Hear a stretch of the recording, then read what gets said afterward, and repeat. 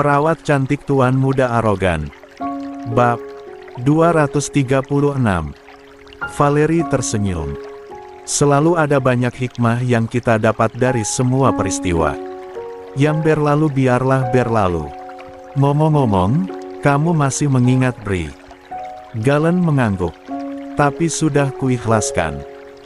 Kapan-kapan aku ingin bertemu dengan Bri dan suaminya, ingin meminta maaf secara khusus karena sudah menciptakan sandiwara. Murahan pada kalian. Valeri melihat kesungguhan di sorot mata Galen. Sejatinya Galen memang lelaki baik. Dia mencintai Bri tanpa pernah ingin merusaknya. Galen hanya ingin meraih hati Brianna. Bukan fisik semata. Di sela-sela Valeri dan Galen sedang berbincang, Maya adik Bayu muncul membawa pesanan Galen. Sesekali Maya sering membantu di kafe Valeri saat pulang sekolah. Mata Galen dan Maya bersirobok. Galen terpana saat Maya berlalu dari hadapan Galen. Valeri menggoyang-goyangkan tangan di depan wajah Galen. Dia siapa? Galen tersadar lalu melihat berkeliling dan heran karena Maya tidak mengenakan seragam white dress. Dia adik iparku, jawab Valeri. Adik Bayu. Suamimu. Valeri mengangguk. Gadis barusan memiliki sepasang mata yang indah, puji Galen. Mungkin wajahnya tidak seglamor Brianna ataupun kamu, Val. Tapi matanya teramat indah. Sayu dan juga teduh. Valeri tersenyum. Iya, Maya mirip dengan ibunda Bayu. Wajahnya teduh dan keibuan. Apa kau bisa kenalkan aku padanya? Galen tampak antusias. Dia masih kelas 3 SMU, kamu jangan mengganggunya. Sahut Valeri. Aku laki-laki baik, Val. Kemarin bertindak dramatis karena terlalu terobsesi dengan Brianna, elak Galen. Valeri melihat ke arah Maya yang sedang menulis catatan, entah catatan apa. Bulu mata lentik yang lebat serta panjang milik Maya menambah indah mata Maya. Pantas saja aku ingin berkenalan dengan suamimu. Mungkin sudah naluri jika adiknya akan membuatku terpesona. Galen tak henti-hentinya melihat ke arah Maya. Valeri tahu siapa Galen. Dia merasa Galen sudah berhasil move on dari Brianna. Tak ada salahnya mengenalkan Galen pada Bayu dan juga Maya. Malam hari di kamar Bayu dan Valeri. Valeri sudah membicarakan tentang siapa Galen pada suaminya. Bayu sama sekali tidak keberatan dengan niat Galani. Sayang, panggil Bayu lembut. Dia mengeluarkan sesuatu dari tas kerjanya. Apa ini? Valeri menerima kotak beludru berukuran sedang. Bukalah, pinta Bayu. Valeri membuka tutup kotak lalu terbelalak. Di dalam kotak ada kalung emas dengan liontin bertuliskan nama Valeri. Juga gelang serta anting-anting dan juga cincin bertahtakan berlian dengan ukiran perli di bagian dalam. Dari Nyonya Dein, ucap Bayu. Ya Tuhan, kenapa Nyonya Dein masih sering memberiku banyak perhiasan? Pekik. Valeri senang. Nyonya Dein paham jika Brianna dan kamu menyukai perhiasan. Satu set perhiasan ini kembaran dengan Brianna. Tapi berlian Brianna berwarna ungu muda dan kamu warna pink. Jelas Bayu. Valeri mencoba mengenakan satu set perhiasan pemberian Dein. Beautiful. Puji Bayu. Tapi Brianna melepas kembali perhiasan tersebut. Sesekali pasti akan kupakai, besok aku akan ke rumah Brianna dan juga berterima kasih pada Nyonya Dein. Valeri menyimpan kotak perhiasan di laci khusus koleksi perhiasannya. Bayu mematikan lampu utama dan menyalakan lampu redup di meja kecil dekat tempat tidur. Ayo, kita tidur. Ajak Bayu merentangkan tangan di bantal sebelah Valeri. Valeri naik ke tempat tidur, merebahkan kepalanya di lengan Bayu. Bayu mencium kening Valeri lembut. Bayi, panggil Valeri. Valeri tengadah, menatap wajah Bayu dengan tatapan sendu. Seolah paham dengan arti tatapan Valeri, Bayu memagut bibir cerah merona Valeri dengan lembut. Pagutan yang dalam dan mendebarkan. "Apa boleh malam ini?" bisik Bayu. Valeri tidak menyahut. Dia melingkarkan tangan di leher Bayu yang berada di atasnya. Meski perih menggigit perasaan Valeri karena tak tega mempersembahkan dirinya sendiri pada sang suami, Valeri mengenyahkan perasaan itu jauh-jauh. Bayu berhak mendapatkan haknya sebagai suami. Tak mungkin terus-terusan menolak keinginan Bayu meski Bayu tidak pernah memaksa. Maka malam itu adalah awal malam-malam panjang yang akan dilalui Valeri bersama Bayu ke depannya. "Terima kasih," bisik Bayu di telinga Valeri saat mereka usai berbagi peluk. Valeri hanya mengangguk lemah. "Aku mencintaimu dan hanya kamu satu-satunya yang akan tetap mendampingiku hingga menua nanti," bisik Bayu lagi. Valeri tersenyum bahagia dan terpejam dalam pelukan sang suami malam itu. Dia melangitkan doa agar kebaikan dan kebahagiaan yang kini menghampiri hidupnya tak akan pernah berakhir. Rere nyaris menjatuhkan gelas yang digenggamnya saat mendengar berita mengejutkan tentang dirinya di televisi. Diketahui istri aktor Arthur Leonard Darmawangsa ternyata adalah seorang pemulung. Masa kecil Rengganis dihabiskan hidup dengan para manusia kardus di bawah kolong jembatan. Tubuh Rere gemetar melihat foto-foto dirinya berseliweran di televisi, bahkan adegan masa lalu bersama Leon di sebuah minimarket kini muncul kembali ke permukaan. Pintu kamar terbuka, beberapa orang masuk kamar Rere termasuk Leon. Leon segera memeluk Rere yang pucat pasi. "Bagaimana karirmu?" lirih suara Rere. "Hei, kamu mengkhawatirkan karirku di dunia showbiz. Aku justru mengkhawatirkanmu." Leon mengurai surai di dahi Rere. "Aku tak masalah, berita itu memang benar adanya, tapi aku cemas dengan karirmu nanti." Dengan terkuaknya masa laluku, sahut Rere. Dora dan juga Gendis berdiri di belakang Leon memperhatikan kabar mengejutkan di televisi. "Siapa yang membocorkan masa lalu Rere?" "Ya," gumam Dora heran seraya menggendong Arkana Eldrich Darmawangsa yang tiba-tiba menangis.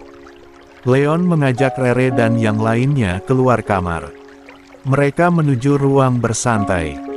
Ponsel Leon tak henti berdering. "Jangan panik," ucap wanita menggandeng Rere duduk di sebelahnya.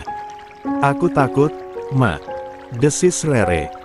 "Kami tidak masalah dengan karir Leon. Kami mengkhawatirkanmu, Nak." Lanita mengusap punggung Rere yang masih saja gemetar. "Aku tak apa-apa, tapi kenapa video Leon bersamaku sedang berada di minimarket bisa muncul kembali?" "Pemulung kecil yang dituntun Leon itu memang aku, Ma," lirih suara Rere. "Tenang saja, tenang, oke." Tukas Leon seraya menatap ponselnya yang tak henti berdering. Lalu Alex muncul di ruang bersantai. "Jangan diangkat, biar aku saja yang klarifikasi," cegah Alex. "Kira-kira siapa yang membocorkan masa lalu Rengganis?" tanya Keinara dengan kening berkerut. "Hera, Starla," desis Lanita. "Tapi mereka mendekam di penjara, Ma," sahut Dora yang masih menggendong anaknya. "Leon, informasi bisa saja dibocorkan mereka karena masih dendam dengan keluarga kita," sahut Lanita. "Jadi bagaimana? Tak masalahkah jika kita klarifikasi berita itu benar adanya?" timpal Dora sambil menatap semua orang yang berada di ruang bersantai dengan menggigit bibir. Bawahnya, Leon melihat ke arah Rere, begitu pun sebaliknya. "Aku tak masalah," ucap Rere. "Aku juga," ucap Leon. "Tunggu, papamu menelepon," sela Lanita. Berita mengenai kabar masa lalu Rere dengan cepatnya sampai ke telinga Reza yang sedang sibuk di perusahaan. Papamu bilang tak keberatan jika memang masa lalu menantu Dharmawangsa terkuak ke permukaan. Beberkan saja sesuai fakta jika kalian tidak keberatan. Lanita menatap Rere dan Leon bergantian. Sementara di depan rumah megah Dharmawangsa sudah banyak wartawan yang berkumpul.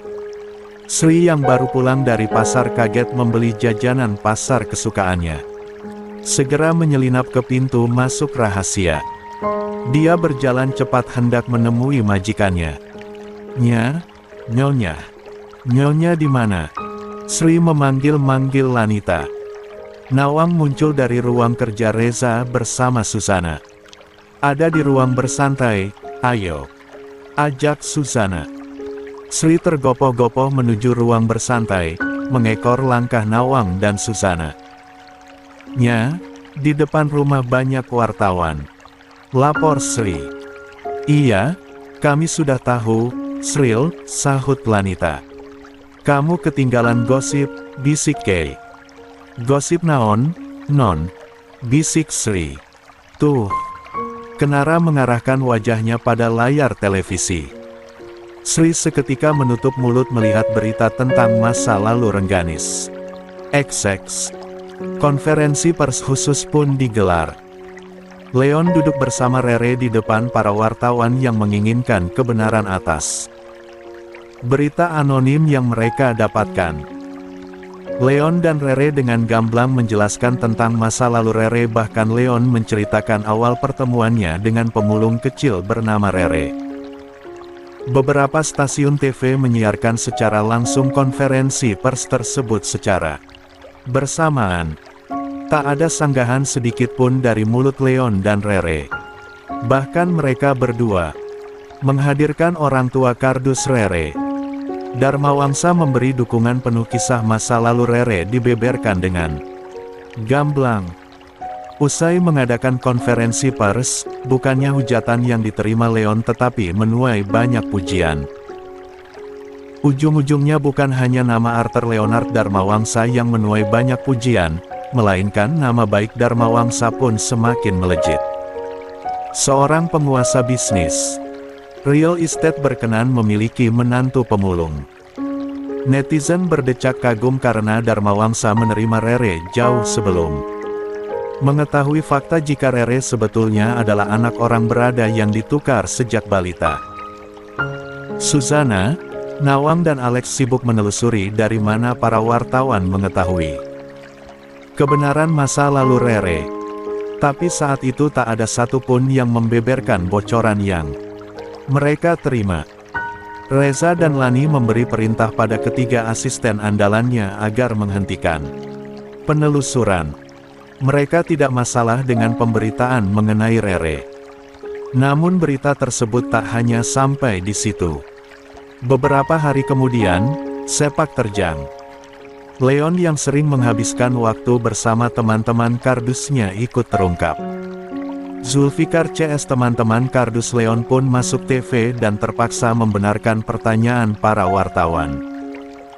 Mereka berpikir sudah saatnya kebaikan Leon selama ini terendus media.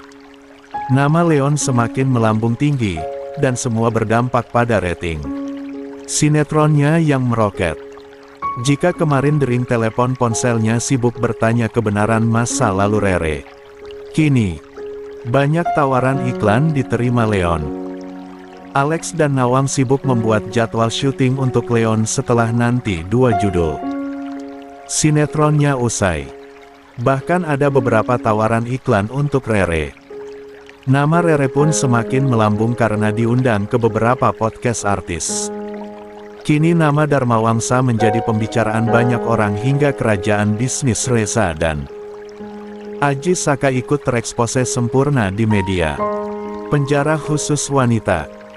Starla geram karena beberapa hari ini berita di televisi selalu saja mengabarkan tentang kebaikan keluarga Dharmawangsa. Kurang ajar. Aku membocorkan masa lalu gadis tengik itu berharap bisa mempermalukan dia dan keluarga mertuanya, tapi malah berakhir menyebalkan, ucap Starla. Gusar.